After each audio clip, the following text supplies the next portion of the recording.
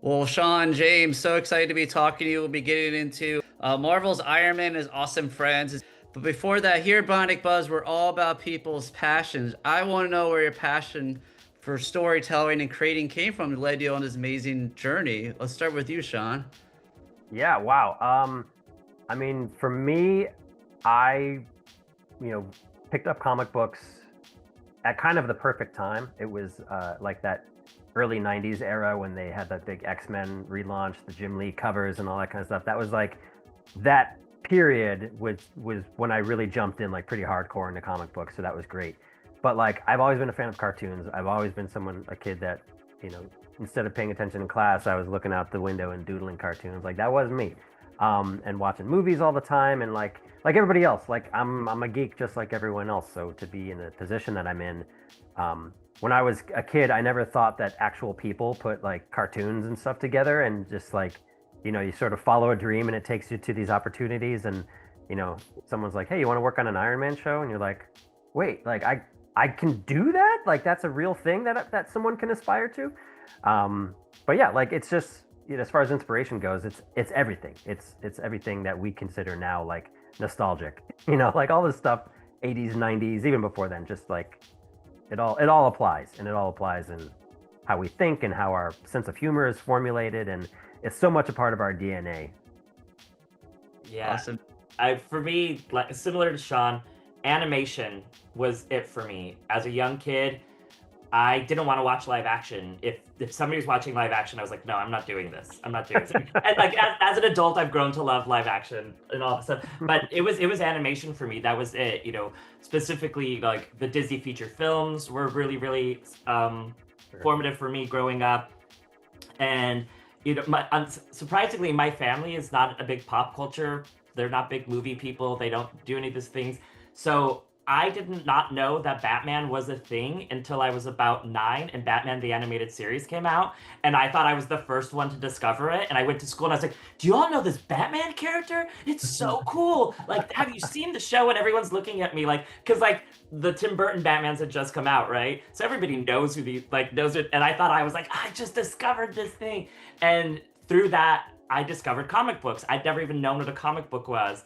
And I was like, oh, this is a comic book. What's that? And I found my first comic book shop, and that, you know, so my love of animation led me to my love of comic books and led me to my joy of telling stories. And I used to, with my action figures, after an episode of the X-Men or Batman or anything else I was watching, after it would end, I didn't understand that was the end of the story. So I'd get my toys and I'd start acting out like the next things that were going to happen to these characters. And I was basically writing fanfic as like a 6 or 7-year-old kid before fanfic was like the thing that it is now. And now I get paid to write fanfic. Well, now you get to both work on Marvel's Iron Man and his awesome friends. It's a really cool show. I love something I can enjoy watching with my kids. So, what's it like working on this series, Sean?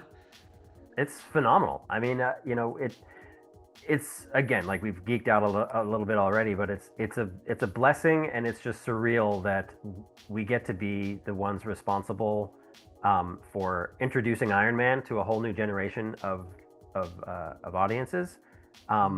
You know, the Spidey and His Amazing Friends show was phenomenally popular, still is, and it opened the door. Like we say internally, Spidey swung so that we could fly.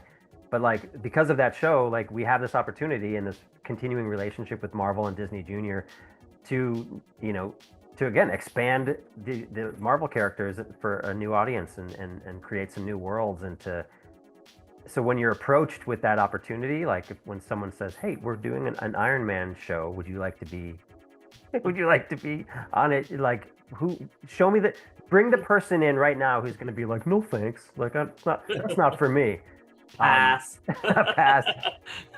But it's so cool, man, because like we've got Iron Man who's not, you know, like after Endgame, Iron Man sort of disappeared from public eye a little bit, right? Like so it does feel like there's a bit of a void.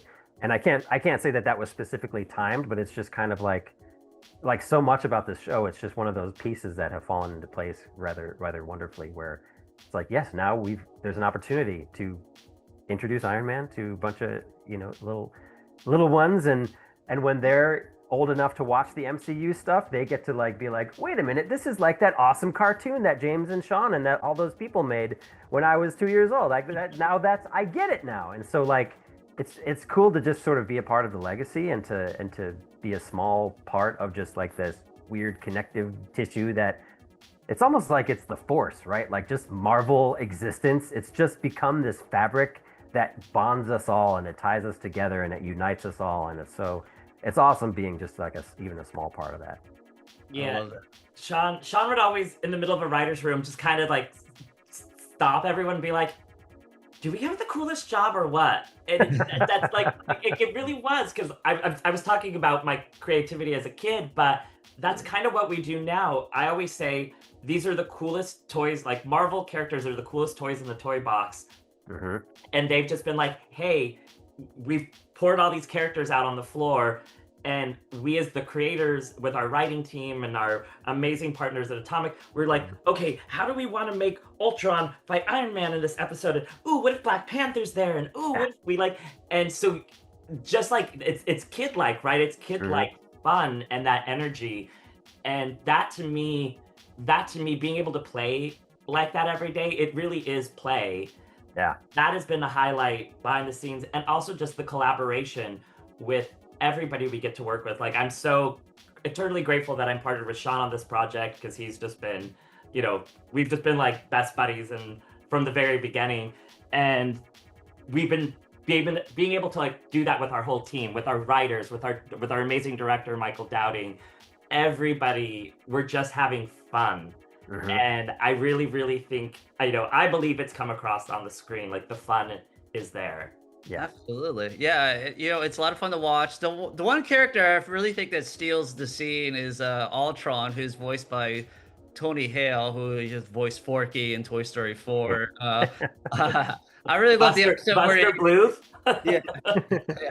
I love the episode where he's trying to get like his annoying song stuck in everyone's head. Do you have a song that gets stuck constantly in your head, either of you? The theme song. The theme song definitely gets stuck in our head, and like in the best way. Like, I'm not annoyed about it. Like that one, I think it's the armor up sequence. Every time, there's our call to action. Bad guy shows up. Our heroes are like, it's time to armor up. They, hit their arc reactors. We go into this really cool suit up sequence with the armor and stuff like that. That's visually amazing. But the song is so catchy that I sing it all day long. Mm-hmm. I have like versions written about it, about my dogs, about my husband, about anything I'm seeing in the world, because it's just so like, it's so catchy and repeatable. And so like, I just start finding myself singing it, but like adding new verses and adding new repeatable elements to it. That's great. Well, I'm a huge Blink-182 fan, so it's really cool that Mark did the theme song to it. That's what I love about this. You're going to introduce kids to Marvel, but also hopefully down the road they'll find out about Blink-182. So yeah, it's like the crazy thing about sort of our generation and like what we get to do now is like, people like Mark Hoppus like has like all these people that we sort of like, champion and idolize and are fans of, like they've all got kids too, and like we're all sort of in the same boat, even though we don't think about it. And so to have someone like that who wants to do this and like is excited about like what he can bring and what extra flavor that he can add to this wonderful show, it's remarkable. And he did, like his show, I think James summed it up perfectly earlier today, where he referred to Mark's theme song is sonically, it is the North Star of like all the music of the show. And it is so much a part of the fabric and the DNA, and it's as much a character on the show as anything else, his theme song, and what that gave to our show. I love it. Well, the music video is actually out for the theme song, so you can check that out in the meantime.